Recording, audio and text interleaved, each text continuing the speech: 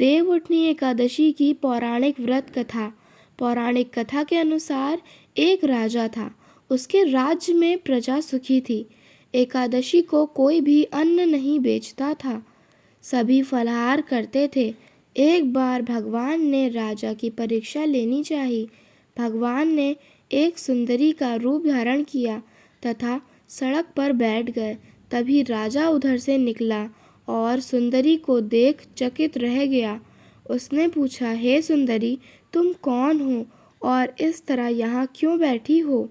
तब सुंदर स्त्री बने भगवान बोले, मैं निराश्रिता हूँ। नगर में मेरा कोई जाना पहचाना नहीं है। किससे सहायता मांगो? राजा उसके रूप पर मोहित हो गया था। वह बोला, तुम मेरे महल में चलकर मेरी रानी बनकर रहो।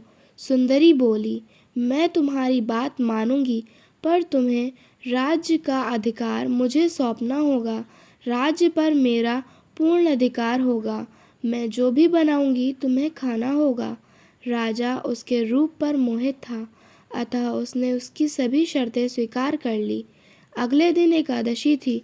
रानी ने हुक्म दिया कि बाजारों में अन्य दिनों की तरह अन्न बेचा जाए। उसने घर में मांस मछली आदि पकवाए तथा परोस कर राजा से खाने के लिए कहा। यह देखकर राजा बोला, रानी, आज एकादशी है, मैं तो केवल फलाहारी करूँगा। तब रानी ने शर्त की याद दिलाई और बोली, या तो खाना खाओ, नहीं तो मैं बड़े राजकुमार का सिर काट लूँगी। राजा ने अपनी स्थिति बड़ी रानी से कही तो बड़ी रानी बोली, महाराज, धर्म न छोड़ें, बड़े राजकुमार का सिर दे दें। पुत्र तो फिर मिल जाएगा, पर धर्म नहीं मिलेगा।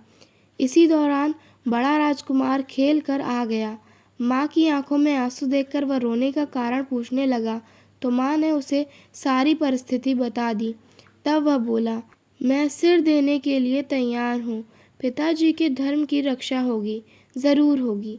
राजा दुखी मन से राजकुमार का सिर देने को तैयार हुआ तो रानी के रूप से भगवान विष्णु ने प्रकट होकर असली बात बताई।